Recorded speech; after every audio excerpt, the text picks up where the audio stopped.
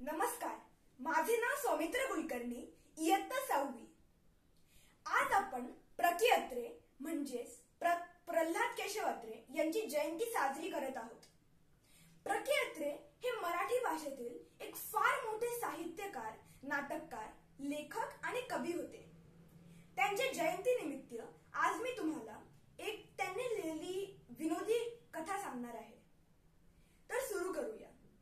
या विनोदी कथेचे नाव आहे मूर्खांचा बाजार। तर एक गाव होते। त्या गावात एक शेतकरी त्याच्या आईबाप व बायको सोबत राहत होता।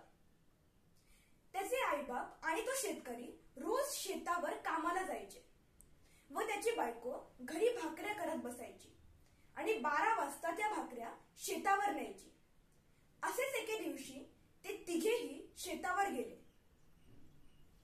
शेतकऱ्याची बायको घरी भाकऱ्या करत होती तेव्हा कोपऱ्यात अडकवलेल्या एका शिंक्यावरचा मोठा भोपळा धपकन खाली पडला व त्याचे 3 तुकडे झाले। हे बघून शेतकऱ्याच्या बायकोने विचार केला, जर आपल्याला मूल असते आणि ते इथे खेळत असते तर त्याच्या डोक्यात हा भोपळा पडून ते मेले नसते का? हा विचार मनात येताच ती ढसाढसा रडायला लागली। तिने भाकरी करायचे सोडून दिले। इकडे 12:30 वाजून गेले तरी शेतकऱ्याची बायको आली कशी नाही हा विचार करत सगळे बसले होते। शेतकऱ्याचे आईबाप म्हणाले, आम्ही बघून घेतो काय झाले ते। ते घरी जातात आणि बघतात तर काय, स्वयंपाकघरात शेतकऱ्याची बायको रडत बसली होती। त्यांनी विचारले, का ग बाई, काय झाले? तिने सर्व हकीकत त्यांना सांगितली। ते सर्व ऐकून शेतकऱ्याचे आईबाप ही रडायला लागले। एकमेकाच्या गळ्यात गळा टाकून ते ढसाढसा रडायला लागले। इकडे शेतकऱ्याला वाट पाहून पाहून कंटाळा आला होता। शेतकरी म्हणाला की आता मला स्वतःच जाऊन बघायला पाहिजे काय झाले ते। तो घरी आला तर बघतो तिघेही रडत होते। त्यांनी विचारले, काय झाले? त्यालाही सर्व हकीकत सांगण्यात आली। तो म्हणाला, काय मूर्ख आहात तुम्ही? नसलेल्या बाळाच्या डोक्यावर भोपळा पडून ते मेले असते अशी कल्पना करत रडत काय बसलाय तुम्ही? मला तर या घरात राहायचेच नाहीये, मी चाललो। तो शेतकरी आपल्या घराच्या बाहेर पडला। जिकडे वाट फुटेल तिकडे जाऊ लागला। रस्त्यात त्याला एक घर दिसले। त्या घराच्या शेजारी एक माणूस एक गाय घेऊन उभा होता। ती गाय तो माणूस आपल्या खांद्यावर उचलण्याचा प्रयत्न करत होता। त्या शेतकऱ्याला नवल वाटले।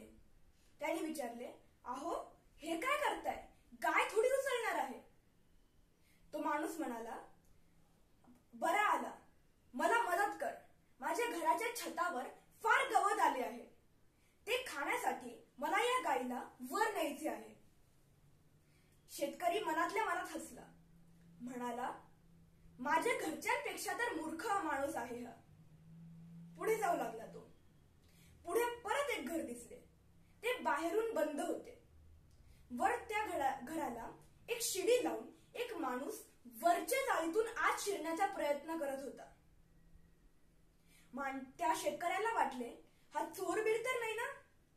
त्याने त्या माणसाला आवाज लावला, ए काय करतोय रे? तो माणूस मागे वळून बघितला आणि म्हणाला, काही नाही, घराच्या आत शिरतोय। शेतकरी म्हणाला, बोलवू का शिपायाला? तो माणूस म्हणाला, अहो मी या घराचा मालक आहे, शिपाई मला काय करणार? शेतकरी म्हणाला, मग वरच्या जाळीतून आत कशाला शिरतोय? तो माणूस म्हणाला, अहो माझ्या घराचे दार बंद आहे म्हणून मी या जाळीतून आत शिरण्याचा प्रयत्न करत आहे। शेतकऱ्याने त्या दाराकडे बघितले तर फक्त एक कडी होती। तो माणसाला म्हणाला, बर खाली उतर, मी तुला तुझे दार उघडून देतो। शेतकऱ्यांनी कडी उघडली आणि त्या माणसाला फार आनंद झाला। त्याने शेतकऱ्याचे आभार मानले व तो घरात निघून गेला। शेतकरीही पुढे जाऊ लागला। त्याने मनातल्या मनात विचार केला, हा भेटला आपल्याला दुसरा मूर्ख। त्याला परत पुढे जाता जाता एक नदी लागली। त्या नदीच्या काठी एका झाडाखाली 10 कोळी रडत बसले होते। शेतकऱ्याने विचारले, काय झाले हो, का रडताय तुम्ही? त्याच्यातला एक कोळी म्हणाला, आम्ही पाण्यात मासे मारायला गेलो होतो, पण आमच्यातला एक साथी पाण्यात बुडून मेला, त्यामुळे आम्ही रडत आहोत. शेतकरी म्हणाला, फार वाईट झाले. तसे तुम्ही पाण्यात गेला त्यावेळेस किती जण होते?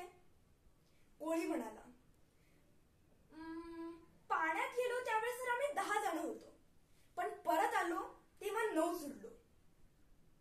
शेतकरी म्हणाला की तुम्ही काय मूर्ख आहात. त्याला हसावे का रडावे असे झाले, कारण की तो प्रत्येक माणूस स्वतःला सोडून बाकी सर्वांना मोजत होता.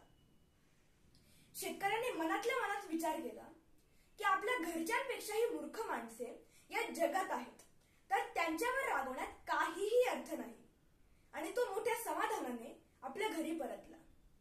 तर ही अशी होती प्र. कि. अत्रेंनी लिहिलेली एक विनोदी कविता.